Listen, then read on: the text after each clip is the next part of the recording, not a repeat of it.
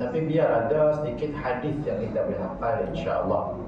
Jangan lupa bila kita lapang gelap, selain daripada kita hafal Al-Quran, buka kita hadis ke, buka Google hadis nenek ke, kita hafal hadis juga. Bono hafal hadis tu. Sebab hidup kita jadi terpandu. Ada panduan hidup kita. Bila kita teringat tak pernah sesuatu, ada si hadis Nabi cerita pasal benda tu. Jadi terpandu hidup. Amru bin Al-As di antara 4 Abdullah yang cukup hebat. Kemudian Qais bin Sa'ad bin Ubadah, Al-Mughirah bin Syu'bah yang belum kita cerita, Al-Mughirah bin Syu'bah. Kemudian Abdullah bin Budayl, yang untuk seorang yang Abdullah tetapi namanya masih masuk dalam kitab bacaan kita.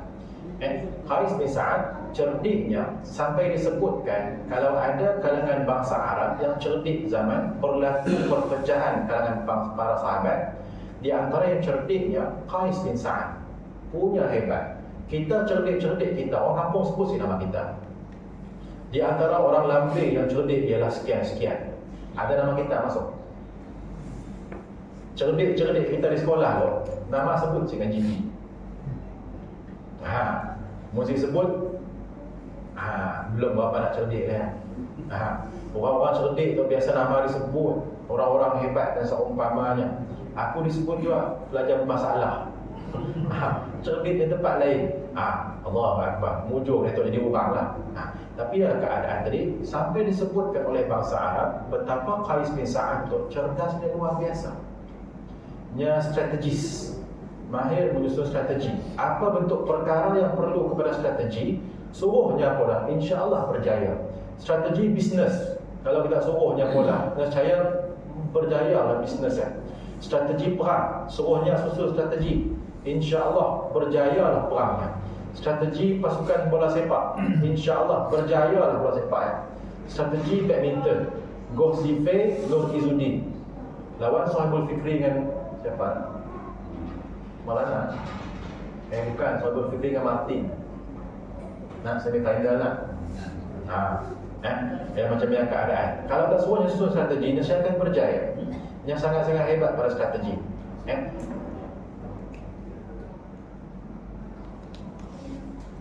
Di saat wafatnya, masuk kepada cerita saat kematian Qais bin Sa'ad bin Ubadah yang kita sebut pagi tadi, keadaan meninggalnya Qais bin Sa'ad bin Ubadah, keadaan yang menyayat hati.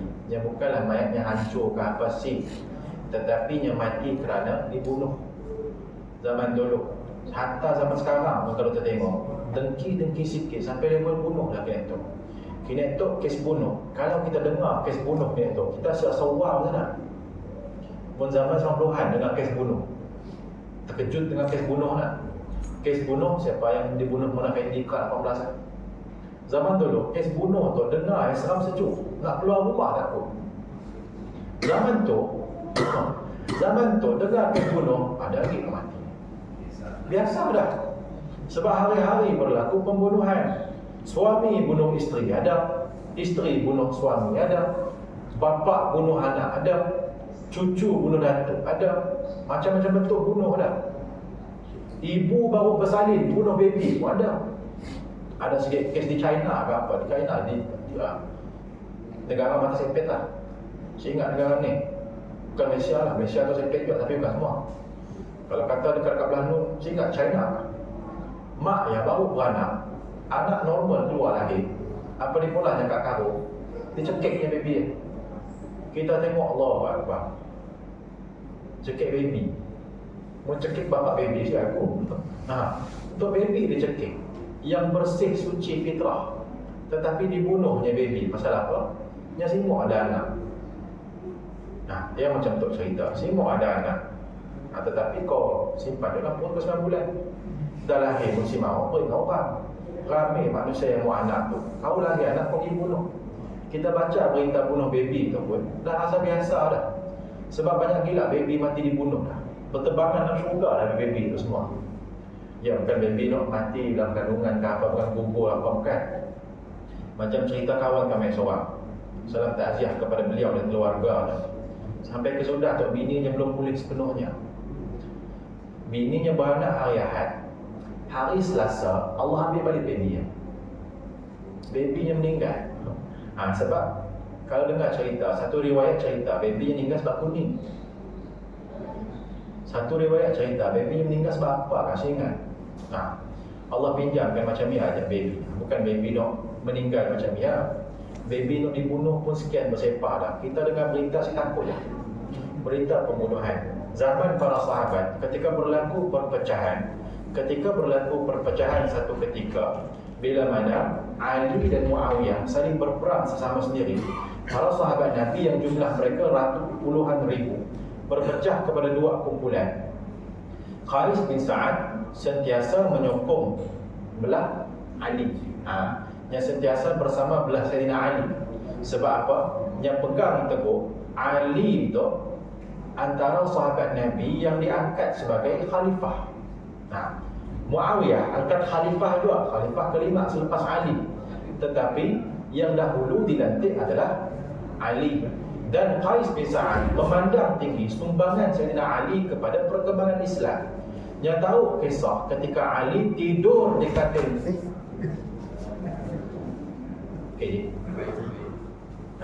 Yang tahu kisah Sayyidina Ali duduk di tempat tidur Nabi waktu peristiwa hijrah. Yang tahu kisah Sayyidina Ali itu menantu Rasulullah. Yang tahu kisah Sayyidina Ali itu bodyguard Nabi. Kan Nabi kita sebut Nabi ada 9 bodyguard. Jangan ingat Nabi gulu bila dress code. Nabi ada 9 bodyguard. Dan bodyguard Nabi itu pastilah siapa paling lebih. Sebab semua perkasa. Kalau kita sebut Abbad bin Bishr, 300 orang tumbang kerja seorang. Kita boleh bayang badminton 300 orang tumbang semua 300. 213, 212, 215, paling tinggi 209. Yang berican semua dintam tak singgah, semua kalah.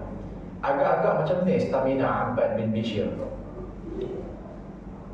Kalau kita sebut nama Ali tadi, Ali bin Abu Talib, jangan kita lupa kisah masyhur ketika Ali bin Abu Talib itu jadi hak dalam keadaan yang berkuasa, yang boleh angkat pintu hampir 1 tan berat, boleh tikam 1 tan. Wah, bukan 10 kilo. Kita 10 kilo nak nikah pun berat. Yang nikah 100 kilo, orang ditimbang pintu ditikam Ali. Ya, pintu timbang tikam Ali tu.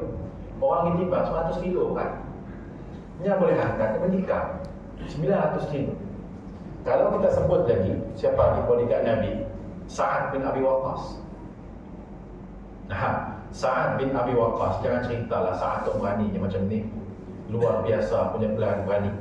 Dan kalau ada sahabat Nabi yang digelar Hawkeye, yang memanah seperti mis, Sa'ad bin Abi Waqqas orang pertama.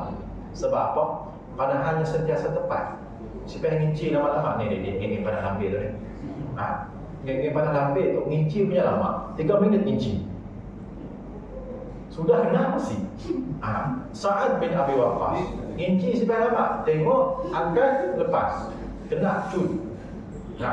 Kalau Sa'ad tu main panah apple tak balak aku, bukan apple tak balak aku, ibu apple aku bukan. Koma dia bukan betul tu. Kalau yang memanah ya Sa'ad. Kalau yang memanah ya awal lain. Bangkas bersama jatuh pun mesti berani. Belum tentu tepat. Tetapi ya cerita tadi, sahabat Nabi yang bodyguard Nabi hebat-hebat, termasuklah Qais bin Sa'ad. Dan Qais bin Sa'ad saat berlaku perpecahan, beliau siding kepada Sayyidina Ali hingga saat Sayyidina Ali dibunuh.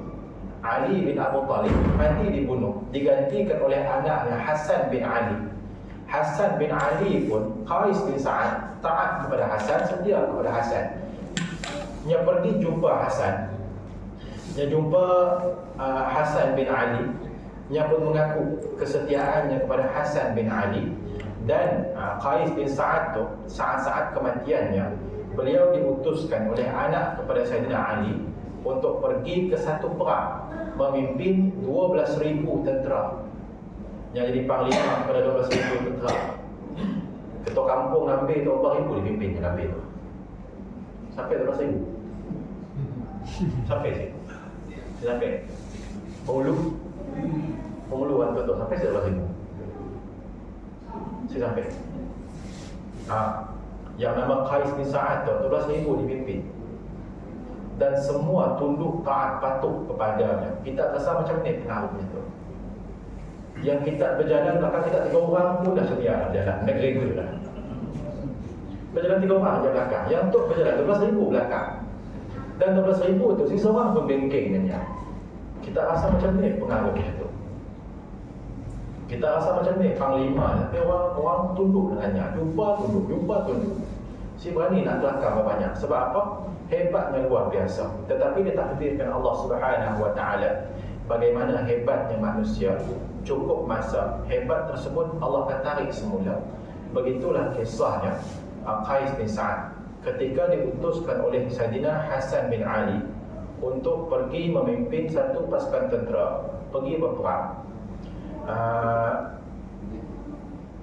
Qais bin Sa'ad, kalau kita baca kisahnya satu itu, yang saya sempat sampai pun perang kan. On the way nak pergi perang, belum sampai perang lagi, dia dah mati dibunuh. Mati dibunuh dan beritanya sampai kepada Hasan bin Ali.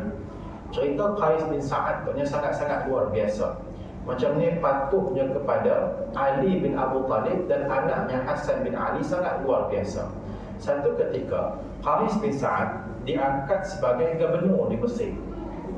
Angkat sebagai gubernur di Mesir, jadi ketua kampung di Mesir lah. Jadi KK di Mesir. Jadi KK di Mesir baru setahun jadi KK, tahun depan kena pecat. Dipecat semula oleh Ali. Bukan sebab Qais bin Sa'ad tu pula kerja si bagus, tetapi kerana Ali perlu di tempat lain. Ali pecat di Mesir, Ali bak di tempat lain. Namun si pecat, susahlah, kita amanah jaga Mesir, tapi badan jaga tempat lain. Susahlah nak tarik. Hanya ditransfer lah, tapi istilahnya pecat lah. Dia tetap dipecat. Walaupun dipecat, Qais bin Sa'ad kita tengok dia dipecat, tetapi dia sedar rasa apa-apa dalam hati. Mun kata kita lah jadi pengurusi masjid, tiba-tiba jemaah sepakat pecat kita, agak-agak berselera saya kita pergi masjid dia lagi. Inilah mengawal jadi pengurusi. Tahun tu kau dilantik, bulan 9 kau dilantik jadi pengurusi. Tiba-tiba bulan 7 tahun depan tak pecat. Keluar surat daripada Jais, anda dilucutkan jawatan. Apa perasaan kita? Si datang situ. Mula-mula memang kita rasa frustran. Berapa lama kita simpan frustran untuk kita boleh ke masjid kembali? 3 bulan. Memang tak kita mampu ya. Bagus-bagus sampai jadi pengurusi pula pembaharuan tiba-tiba kena pecat. Yang tu tak tempoh kena pecat. Nama tempoh memimpin. Tukar ini kita pusing. Yang tamat tempoh memimpin jadi pengurusi tahun lepas lantik orang lain. Tetapi Saidina Ali yang dipecat Qais bin Sa'ad, dan Qais bin Sa'ad saat mana terima surat perlucutan jawatannya, apa dia polanya? Yang jumpa Saidina Ali, tanya, ya Saidina Ali, aku dipecat pasal apa? Aku mau tahu. Sekian. Jadi anda sebenarnya yang boleh pulang untuk tahu. Kita simpan hati pun. Berkata kita dipecat majikan kita, contoh tempat kerja kita pecat kita, alamat depan cetak kita bosan. Yang kita punya panggil. Tetapi Qais bin Sa'ad yang punya taatnya kepada sahabat Rasulullah, walaupun Nabi dah wafat dah, Abu Bakar dah wafat, Umar dah wafat, Uthman pun dah sedar. Yang ada pada ketika yang Ali tinggal, Khalifah yang 4 tinggal Ali seorang, dan Qais bin Sa'ad tetap taat kepada ketua. Yang dia satu lagi nilai kita boleh ambil daripada kisah Qais bin Sa'ad bin Ubadah radhiyallahu ta'ala anhu, betapa setianya kepada ketua. Yang tu pun Allah pesan kepada kita, ati Allah wa ati ar-rasul wa ulil amri minkum. Taatlah kamu kepada Allah, taatlah kamu kepada Rasul, taatlah kamu kepada ketua kamu. Cuma taat kepada ketua tu kena tengok sengaja kita boleh taat. Khawatir ketua kita keluarkan satu arahan untuk kita pula sesuatu bercanggah dengan syariat, yang dia si boleh taat lagi dah. Ustaz Zul, kami tak hantar kita pula kerja sekian-sekian tu. Okey, boleh bos. Cuma request yang kita lah Ustaz Zul, jangan semayang. Si boleh semayang lah dia tu. Kita mesti pula kerja aja. Semayang sebelum semayang, berhenti semayang. Jangan semayang lah. Agak-agak apa berlaku? Aku nak taat ke sih? Pada ketika yang keluarlah semangat jihad yang membara dalam dada. Sebab bos kata aku boleh semayang, aku semayangkan bosnya. Macam tu keadaannya. Kalau pemimpin kita mengatakan satu arahan untuk kita ingkar kepada Allah dan Rasul pada ketika yang wajib si taat, hatta kepada mak bapak sekalipun. Walaupun kita wajib taat kepada mak kita, walau mak kita lain akidah dengan kita, kalau disebut perkara baik, wajib taat. Bila mak kita suruh kita pola sesuatu dan tidak ada keuzuran pada kita untuk pola benda yang kena pola. Walaupun mak kita beza agama dengan kita, tapi kalau mak kita keluarkan arahan, siapa kita mari petik tu? Mountain. Ikut mak di kebun tu. Boleh mak. Tapi sigilah. Mak si suka apa semayang? Jangan semayang tau. Pada ketika yang wajib taat kepada mak. Si wajib dah gugur perintah wajib taat kepada mak. Sebab apa? Taat kepada Allah lebih tinggi berbanding taat kepada ibu bapa. Yang peliknya manusia, taat pemimpin rami, taat Allah si rami. Taat pemimpin rami jadi macam. Taat Allah, sorry to say lah brother, I feel sad to say this, tapi ialah hakikat manusia. Tidak seperti Qais bin Sa'ad. Qais bin Sa'ad yang taat kepada Ali, tetapi dalam masa yang sama yang dengan Allah macam ni. Luar biasa dengan Allah Subhanahu wa taala. Yang kita cerita macam ni ibadah malam Qais bin Sa'ad. Jangan ingat sahabat Nabi tu siang kepak-kepak berperang, malam tinggal tahajud. Kan? Kita kepak-kepak badminton, witir pun tinggal. Sahabat Nabi siang kepak-kepak berperang, malam tahajud. Ya bezanya kita. Kalau kita mampu dah pola benda tu, insya-Allah kita akan rasa satu perubahan dalam diri kita lah. Witir masih bola sih. Kan masih tinggal. Witir bola, jaga witir. InsyaAllah jaga witir kita. Sebab apa? Nama kita sebut tadi Abu Darda. Ingat sih Nabi pesan kepada Abu Darda dua perkara. Pesan Rasulullah kepada Sayyidina Abu Darda dua perkara. Ya Abu Darda, bila aku dah sedar lah, kau jaga dua benda tu. Nabi pesan kepada Abu Darda. Yang pertama, puasa Isnin Khamis. Boleh bola sih? Boleh, cuma terkadang kita si bola sebab apa? Ada keuzuran, takut gastrik. Dia hakikat kan ni. Tapi kalau kita mampu nak bola cantik. Sebab apa? Sunnah Rasulullah. Nabi tinggalkan pesan tu kepada Abu Darda. Ya Abu Darda, bila aku dah sedar lah kau masih hidup panjang umur kau, satu aku pesan, puasa Isnin Khamis jaga. Jaga puasa sunat Isnin Khamis. Nabi pesan kepada Abu Darda. Mujur Nabi si wajibkan. Ya Abu Darda, pesan dengan umatku kelak, Isnin Khamis wajib puasa. Mau Nabi pesan macam ya, mau insya ada berita tau. Asal Isnin Khamis je silakan. Gitu kau. Isnin Khamis je puasa, wajib.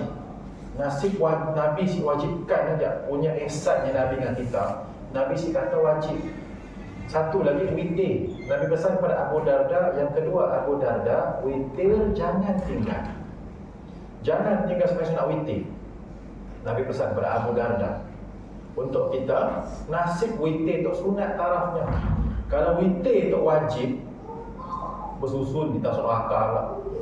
Dia tanya malaikat, nyom kau zuhur, subuh, maghrib, isya, asar semua bayar aku. Apa maksudnya tu? Sesuai witir malaikat. Kena akal. Bersusunlah manusia di neraka pula. Sebab apa? Puasa Ramadan, bola zakat bayar, salam sebar, sedekah ada, witir tinggal di neraka. Nasib Nabi si wajibkan witir, tetapi sungguh perintahnya bukan wajib. Nabi pesan jaga.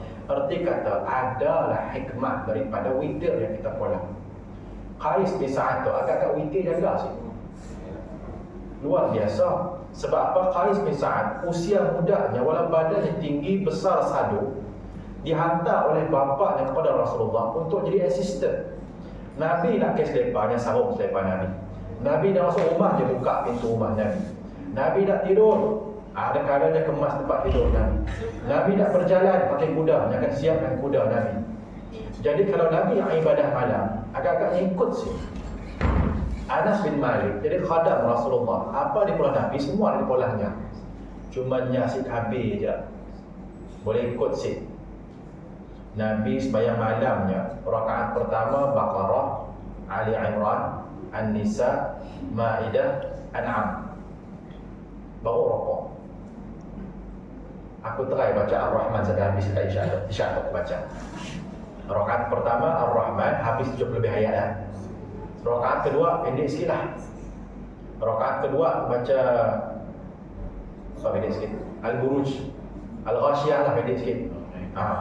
Al-Ghashiyah agak-agak habis Mufaraqah, ada sih Mufaraqah.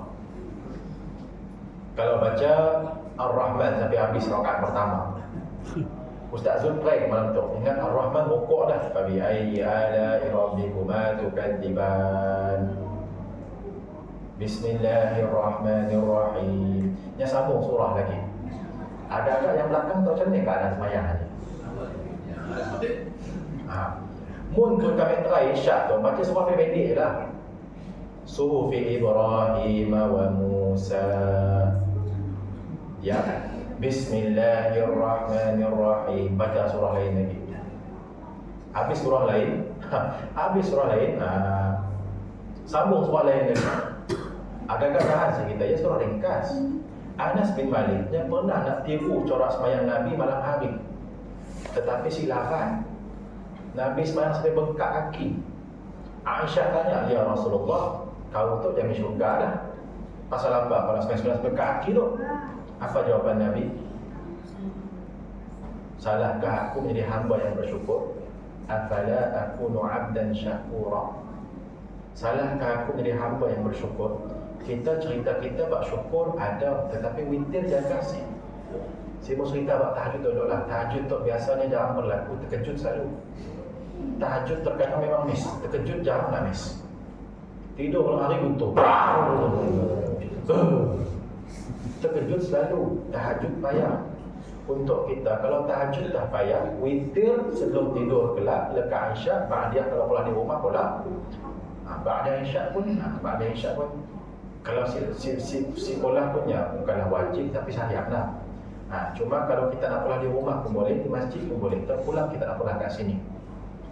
Kita dah sebut minggu lepas. Lepas kita pulang ba'diyah kelak, kalau kita pulang di rumah, witir jangan tinggal. Kalau rasa ada pemalas dah, dekat Isyak tu witir terus. Dekat ba'diyah ya, Allah angkat balik, solat sunnah witir rakaat ini, Allah. Mun kata level pemalas sekalipun, iftitah tinggal, surah tinggal, pun boleh lah. Jangan tinggal je lah. Tapi sayanglah kita semai sunat. Sebab ada orang pernah sebut tarawih simpan baca iftitah. Pernah dengar tu orang macam ni? Kami pernah dengar, kami dulu masa tu kuliah, dia pesan nak lagu tarawih tu iftitah tinggal je. Kita pun dengar kok malam, sayang iftitah tu tinggal walaupun tarawihnya sunat. Sunat-sunat boleh buat apa pahala. Jangan kau sengaja tinggal yang sunat, makruh juga. Kalau kita malas baca iftitah yang panjang, iftitah kan ada 12 bentuk bacaan. Pernah tahu sih? Iftitah ada 12 jenis doa iftitah. Pernah dengar atau lihat? Mau dengar? Pernah dengar tapi siapa ingat? Iftitah tu ada 12 bentuk bacaannya. Dan ada bacaannya setelah lepas habis. Kalau orang boleh tak pemalas, inna salati wa nusuki wa mahyi, panjang tidak nak baca setengah niat, baca pun siang pendek lah. Tapi jangan tinggal. Kalau pun pemalas, dekat Isyak tu rasa malas dah, witir terus, supaya lepas tu pula kita boleh kerja macam biasa aja tanpa kita tinggal witir. Jangan tinggal witir kita. Boleh pola, boleh pola, usaha kau untuk pola. Qaris bin Sa'ad, kalau kita tanya, witir agak-agak tinggal sih. Kalau dah kita jadi khadam Nabi, kalau kehidupan dengan Rasulullah, hidup dengan Rasulullah tu, tengok apa dia pula Rasulullah, agak-agak witir tinggal sih. Puasa sunat yang pola sih. Ya kalau kita nak ceritalah ibadahnya Qais bin Sa'ad, tetapi di akhir usianya Qais bin Sa'ad dihantar oleh Hasan bin Ali pimpin satu pasukan tentera seramai 12,000 dan belum pun sampai ke medan perang, beliau mati dibunuh di pertengahan jalan. Mati dibunuhnya macam ni, wallahu a'lam, kami masih ingat. Tapi insya-Allah kalau minggu depan ada kuliah, kita cerita sikit lagi pasal kematian Qais bin Sa'ad.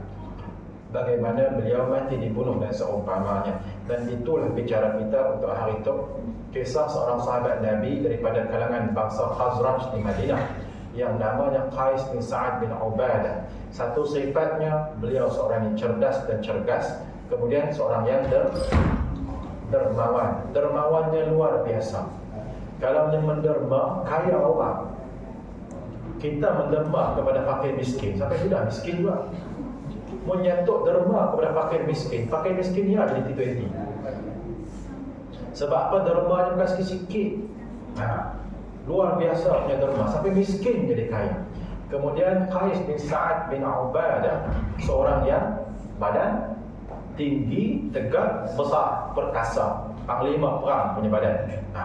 Kemudian terakhirnya kewafatan Qais bin Sa'ad, beliau mati dibunuh. Jadi insya-Allah lepas tu kalau orang tanya kita, "Abu, siapa Qais bin Sa'ad?" Kita tahu apa nak jawab dah. Kurang-kurang kita kenal siapa sahabat Rasulullah, supaya kita boleh ambil pengajaran daripada kehidupan mereka. InsyaAllah minggu hadapan kita bicarakan tentang kisah sahabat yang lain. Yang baik datang daripada Allah Ta'ala, yang lemah yang kurang, yang dhaif yang salah datang daripada kelemahan kami yang menyampaikan. Aqulu qawli hadha wa astaghfirullahal azim li wa lakum. Assalamualaikum warahmatullahi wabarakatuh. Wallahu a'lam bishawab.